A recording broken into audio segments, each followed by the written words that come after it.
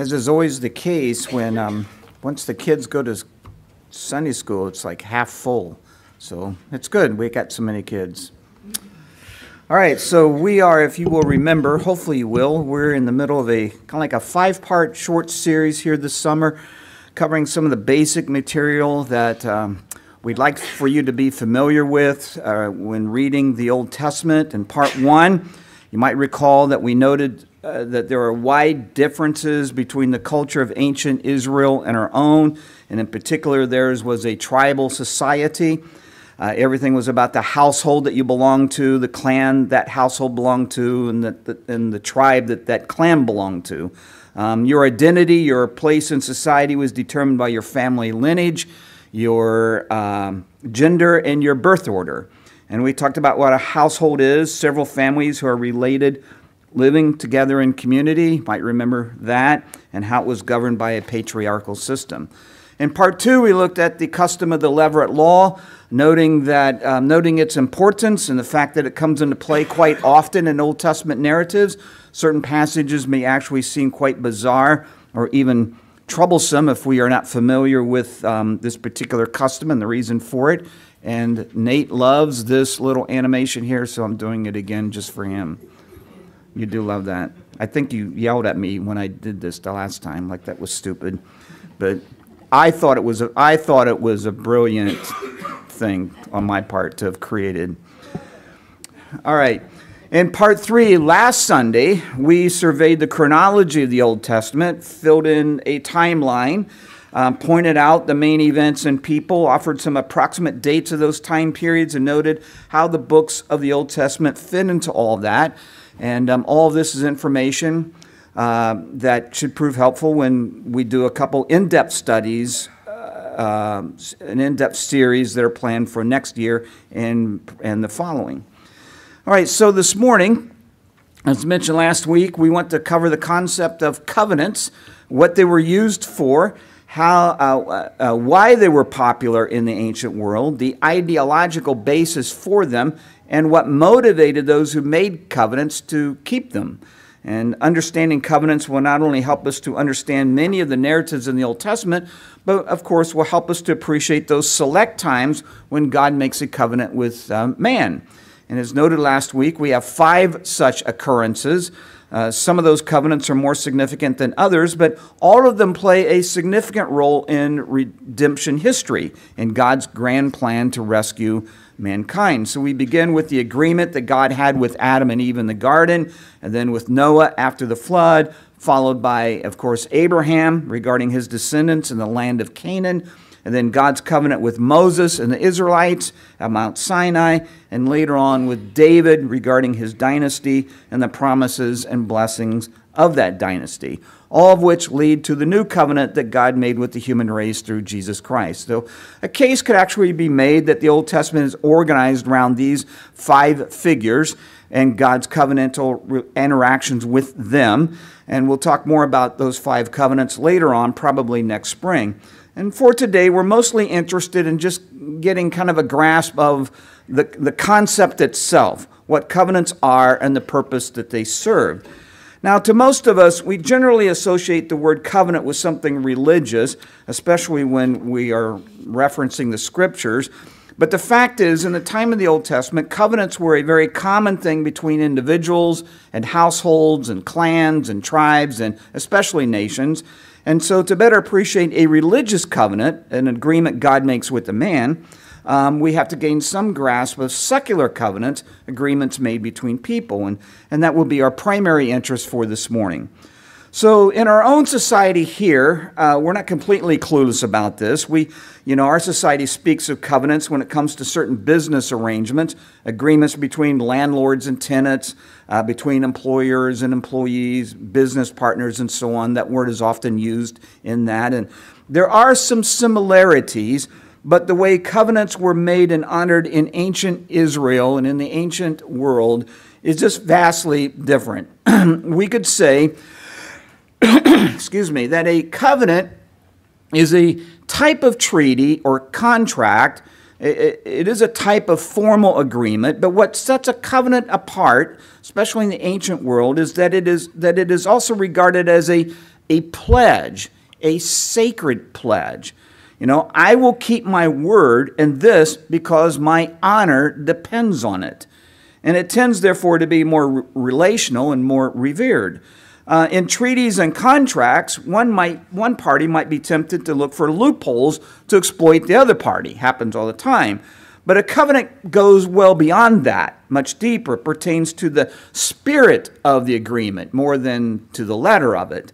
And it is rooted in the trustworthiness and faithfulness of each party to keep their agreements. And so this goes way beyond that of finding a notary to witness a signature and having Blackburn and Romy on your speed dial if things go sideways. Parties swear oaths and call upon the gods to be witnesses and enforcers. May the gods deal with me ever so severely if I do not keep my word, if I break the terms of this agreement. The Hebrews, of course, would call upon Yahweh. The sacredness of covenants can be seen by the way that they were made. Again, parties involved, they don't sit down in a conference room with a team of lawyers to sign papers. Rather, there would be a ceremony, a ritual, where an animal would be cut up and sacrificed. The picture was, may this happen to me if I fail to honor my word. And the meat then would be roasted and shared in a fellowship meal, like a family dinner. In this agreement, we are brothers. The word used in the Old Testament for covenant means to cut a covenant. It's usually translated to make a covenant, but when you look at the actual word, it's to cut a covenant. And so even if the passage doesn't mention such a ritual, the very act of making a covenant implies that such a ritual took place. So a formal definition could go something like this.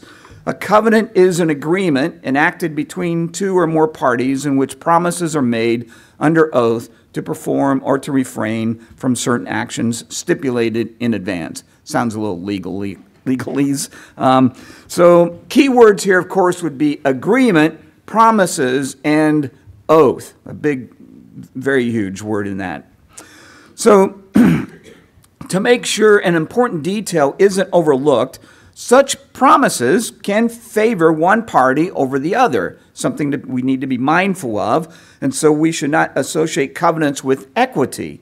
The agreements and promises and benefits are not always equal. In fact, they often are not, and this will become more clear here in a little bit. So, an example of a covenant at the individual level could be found in Genesis 24, where Abraham sends out the chief of his servants to find a wife for his son Isaac. I don't know if you remember the story. Abraham calls on him to make an oath, to swear by the Lord that he will not take a wife from the Canaanites, but will instead go and find a wife for Isaac in the land of Abraham's family. So the narrative might not mention all the elements of a full-fledged covenant taking place here, but yet an agreement is made and it is sealed by an oath. And the arrangement is much more than just a casual promise. An example of a covenant between clans can be found in Genesis 26, where Isaac and Abimelech, the two patriarchs of their clans, enter into a covenant to stop fighting with each other and to enjoy peace. And they promise not to interfere with each other's business anymore. I may remember that story. I may have read the Old Testament. I may just don't remember the stories that you read. All right. I would raise my hand on that. All right. Like last night I was reading in 2 Kings, and I don't remember reading this, and I've read 2 Kings several times, but this is all new. It all seems new to me. All right. I think that's because I'm getting close to 70. It's going to be more like that from now on.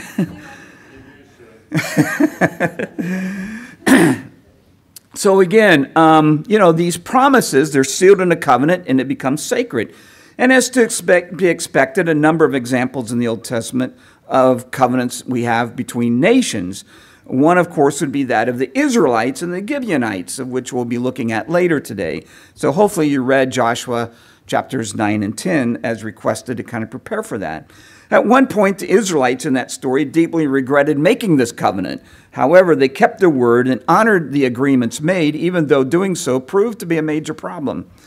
So before we get too far into this, we need to back up a little bit and get a feel for the ideological foundation that covenants are based on, the philosophy behind them.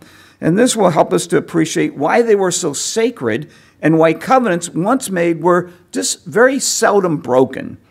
The ancient Near East recognized something called fictive kinship, probably as a word you've heard before. And you may remember from a few weeks ago in Israel's patriarchal society that an individual's privileges and responsibilities and even identity were all found in his or her household, along with the clan that household belonged to, and most important, the tribe that clan belonged to. It all came down, again, to lineage, gender, and birth order. And the patriarch of the household exercised the highest level of authority, and he also bore the highest level of responsibility. And all of this is how the ancients ordered their world. Who you were wasn't based on your occupation or how much money you had or membership in certain clubs or all the famous people you knew on a first-name basis. It was all based on your kinfolk.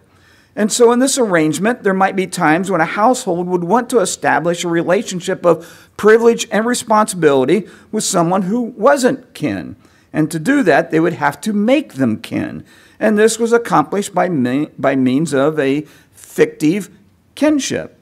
Essentially, you would invite that person into a covenant agreement which created a fictional kinship.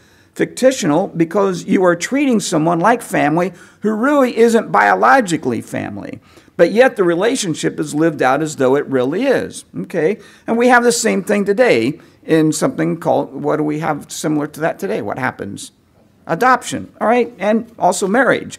By claiming someone who isn't biologically related to me as my child or spouse, I am legally binding myself to care for that individual as if they were related to me.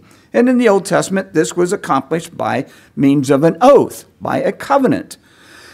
This concept of fictive kinship is what made covenant making in the ancient Near East ideologically possible between people, between households, between clans and tribes, and even between nations. By means of a covenant, nations could establish a relationship of fictive kinship with each other, thereby securing certain privileges and responsibilities necessary for international relations. And this would be somewhat similar to peace treaties of today, but with this difference. Treaties then were enacted upon this understanding that both sides would treat each other as brothers. In this, your nation and my nation are family. You know, our word is our honor, you know, in this particular agreement. Now, this doesn't necessarily mean that they still wouldn't have squabbles and disputes with each other, but they would be brothers when it came to those particular agreements, whatever they might be. And again, they would typically invoke deities as witnesses, seal the agreement with an oath, and sacrifice an animal, you know, cut a covenant, and share in a fellowship meal symbolizing their brotherhood. The meat these kings and other officials would be eating is coming from an animal that was slaughtered in everyone's presence. May what happened to this animal happen to the one who breaks their word. So a very vivid picture here. So with this in mind, we should appreciate the significance of those rare times in the Bible when God cuts a covenant with a man or a family or a nation. He makes certain promises and swears an oath upon himself, binding himself by his word to do this or to do that. It really is a remarkable thing when you actually stop to think about it. You know, that's like the absolute guarantee. You can't get a guarantee more secure than that of God making a promise, and that promise being sealed by him pledging an oath on himself. And so on this, all that is going on in chapter 15 of Genesis, if you will remember that chapter, where God makes a covenant with Abraham, should make a little bit more sense to us. That chapter talks about how God told Abraham to bring him a cow, a goat, and a ram, and to cut them in half, and how a flaming torch appeared and passed between the divided animals, and so on.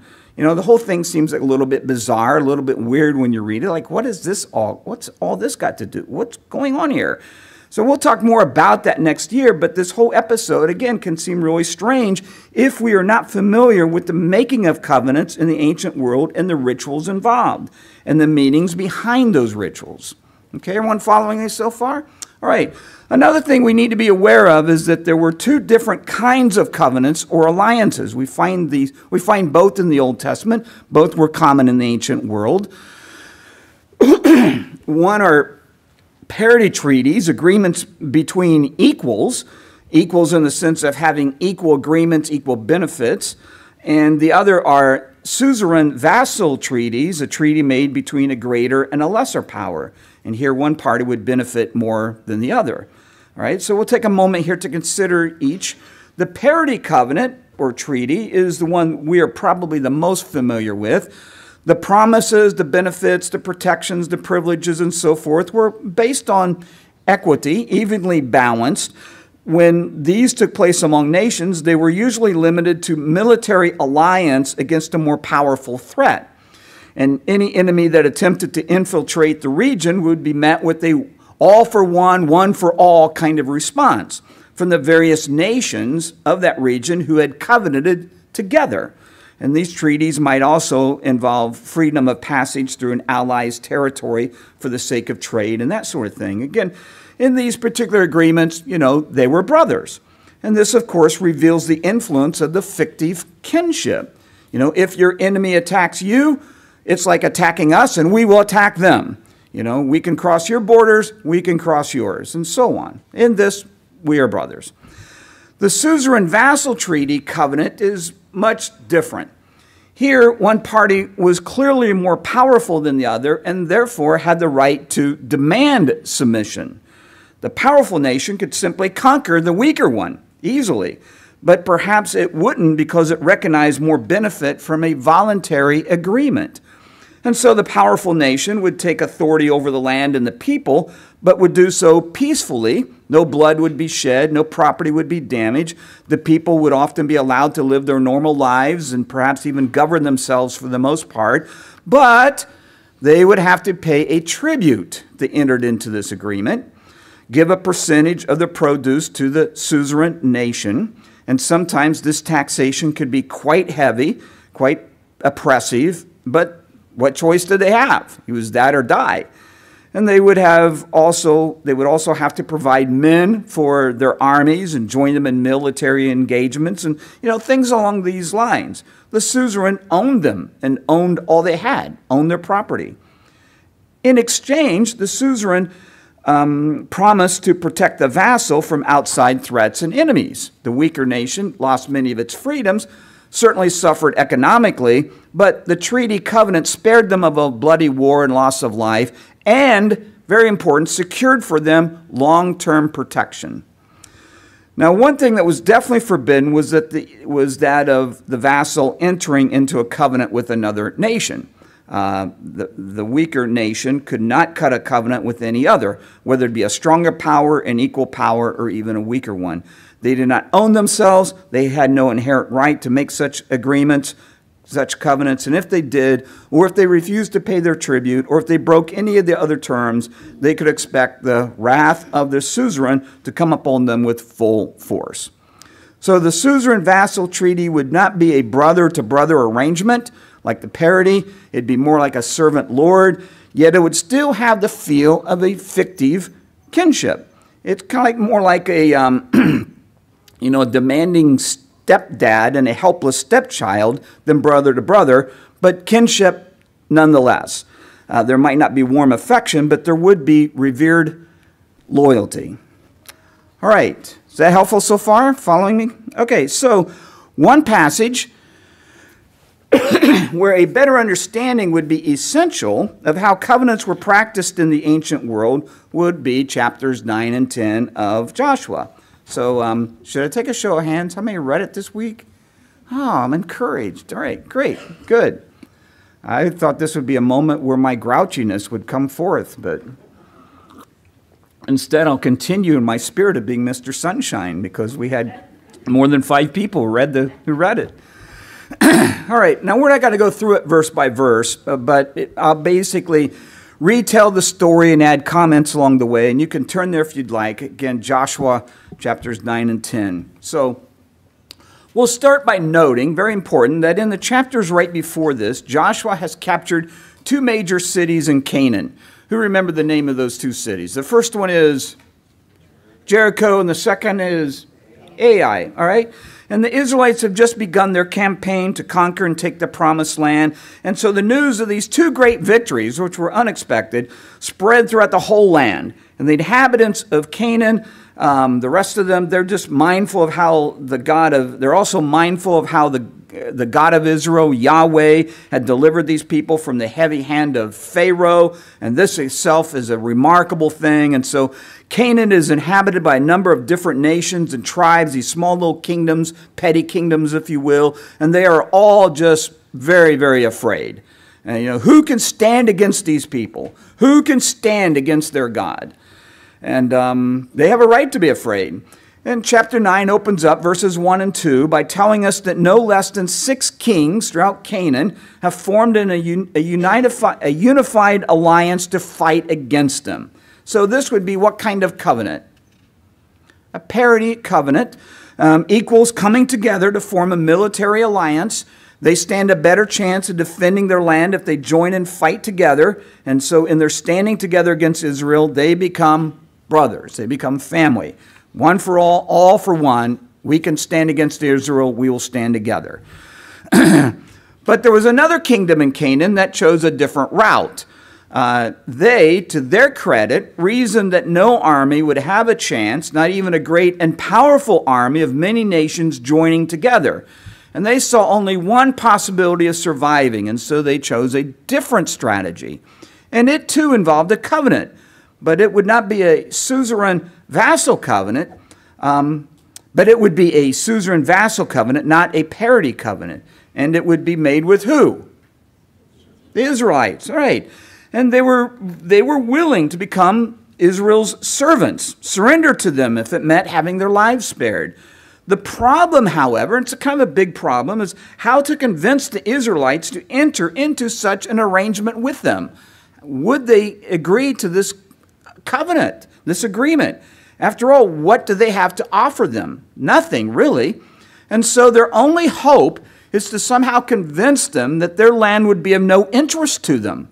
And this because they, the Gibeonites, are from where? Far, far, far, far away. So far away that they would not be interested. So they claim.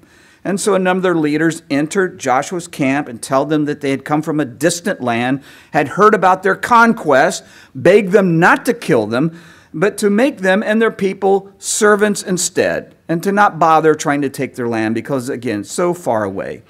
And the Israelites, they are suspicious, but the Gibeonites kept assuring them that they weren't from Canaan, but rather from a land far, far, far, far away. Thousands of miles away. In fact, we came all the way from North America. That's how far away we were.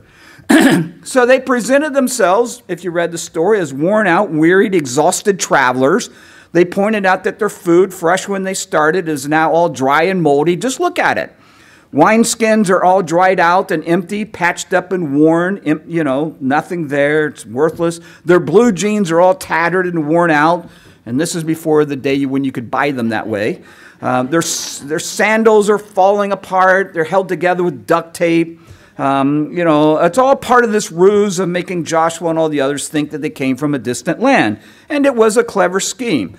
And so, verse 15, very key verse in this section, and so Joshua established peace with them and made a treaty to let them live, and the leaders of the community swore an oath to them. In the original language, they cut a covenant. The suzerain vassal arrangement is clearly understood back in verse 8, where the Gibeonites tell Joshua, "We are your servants." Now, interestingly, the author in verse 14 points out that the leaders of Israel did not consult the Lord about this decision. Yahweh had made it very clear that they were to conquer every city and kill every inhabitant. But now, by entering into a sacred treaty, a covenant, they will not be able to obey the Lord in that. And this is a problem. And this may be one of the reasons, could be, for why we have in the New Testament, why the New Testament warns Christians about taking oaths, because doing so could place you in a position of compromise. You may not realize it at the time you make the oath, but later it could come back to bite you. So as to be expected, the Israelites learned that the Gibeonites had lied to them. Some wanted to attack them right away for their deception, but in the end, as you know, they agreed that they had to honor the oath that they made to them, and so they let them live. And in exchange, the Gibeonites agreed to serve Israel's woodcutters and water carriers, which is probably a figure of speech for grunt labor in general. But the story here is far from over. It appears that these same Gibeonites had already, some time ago, allied themselves with other kings in Canaan in a parity treaty. And these would be kings from the southern part of Canaan.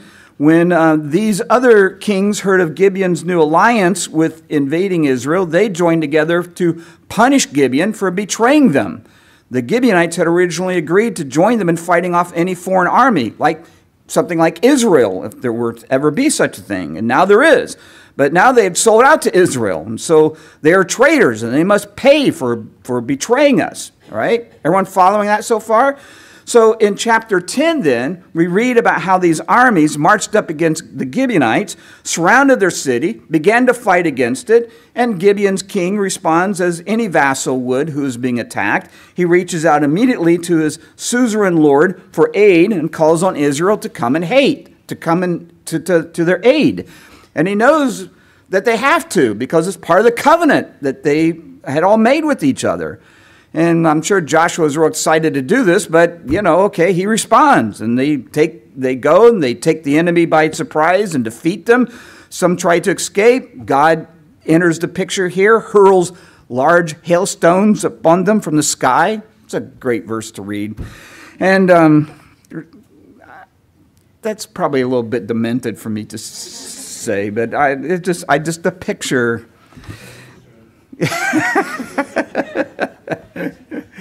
Yeah. All right. As the story continues, we see that all these kings who fought against Gibeon ran off, hid in a cave. Joshua learns of their whereabouts, and had them killed and hung their bodies on the tree so that, why does he hang them on the tree? So that all can see, as a warning to everybody else. So news of this spread to other kings, of course, in Canaan, which provoked no small amount of fear. Israel and their God is taking the land of Canaan. Nothing can stop them, not even a large alliance of powerful kings. All right, so there are 3 covenants in this particular narrative. I hope you caught them, chapters 9 and 10. See if you can recall them here. It begins with 6 kings, mostly from the western part of Canaan. The Hittites, Amorites, Canaanites, Perizzites, Hivites, and Jebusites, cutting a parity covenant to form a military alliance to defend their land by fighting the Israelites together. Not much more is said about that, but we find it there in the opening verses.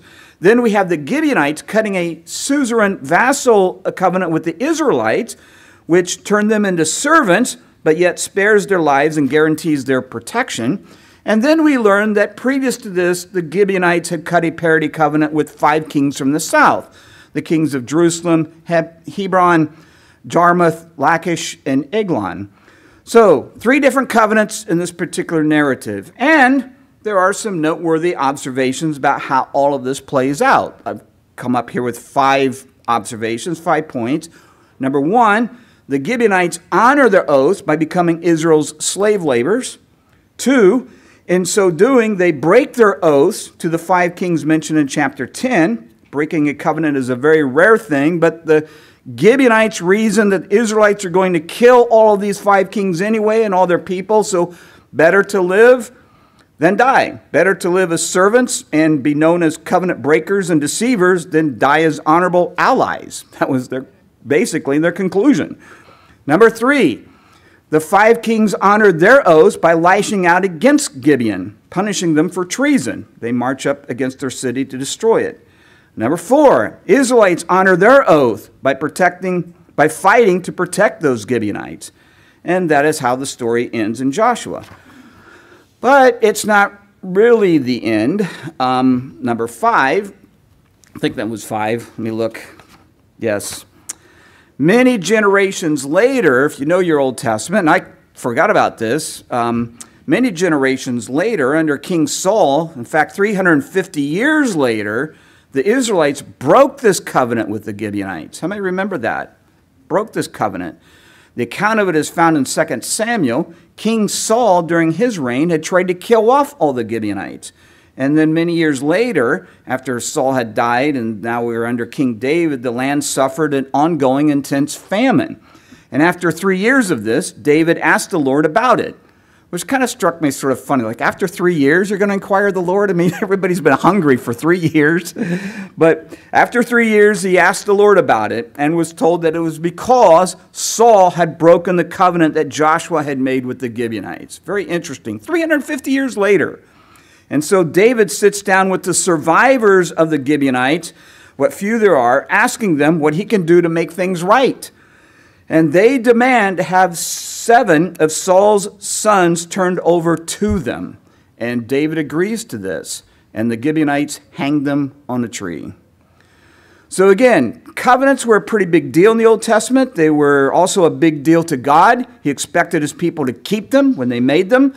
One can read these 2 chapters here, Joshua 9 and 10, and still get a good picture of what's going on. But having a fuller understanding of how covenants worked back then will certainly give the reader a better grasp and appreciation of this particular narrative and other narratives. And as you read through the Old Testament books of history, we just need to be alert to these sorts of arrangements because they will prove to be quite helpful. Even if you don't see the word covenant there, you can kind of see that that's what's going on, and then the whole picture should come into focus there. So as we finish up, there's one more point here that is worth making. As mentioned before, with legal contracts today, we depend on lawyers and courts to enforce agreements. But back then, as pointed out, covenants depended upon trust and faithfulness. In fact, the Hebrew word for this sort of loyalty is hesed. I think I'm pronouncing that correctly. And the word is often used in the context of a covenant, hesed. And we actually utilize that word every week. We, at the end of our slides on the attributes of God, taken from Psalm 136. Give thanks to the Lord, for he is good. His hesed endures forever. So though most translations render the word as love, it actually doesn't have an English equivalent. Hesed is an act that fulfills an obligation. The motivation to fulfill that obligation is loyalty, honor, faithfulness to one's word, faithfulness to the oath that was made, and, yes, love. But love in the sense that covenant has made us family. It's that kind of love. And this is the idea behind the word hesed. And it is what made covenants work in the ancient world. And so each week when we see on the slide, his love endures forever, you just might think of this Hebrew word hesed and the fuller meaning of God being faithful to keep his word to us. He is obligated by his own nature to honor his covenant and has entered into a fictive relationship with us. We are his adopted sons. And in this, his faithful love will never cease. It endures forever. We should all be very grateful for that. Amen? All right, Josh, I'll have you come at this time. Close.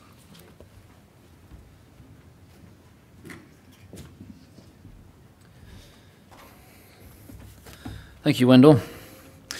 There can sometimes be a temptation in studies like these to write them off as uninteresting or maybe irrelevant. If you are one who feels that temptation this morning, let me just remind you of the value of these kind of studies, how they can not only prepare us or set the stage for future, more in-depth studies of the Old Testament, like Pastor Wendell alluded to, but they also set a foundation of greater understanding for our study of the New Testament. We can't forget that the Bible is a progressive revelation. And you readers of books out there know that you can't go and pick up a good book you've never read before and skip the first half and jump straight to the ending. Because if you do that, find yourself lost, wondering about the plot, wondering about characters, wondering about how you got to where you are. And so it's the same way with Scripture as we want to understand Christ's work and the writings of the New Testament.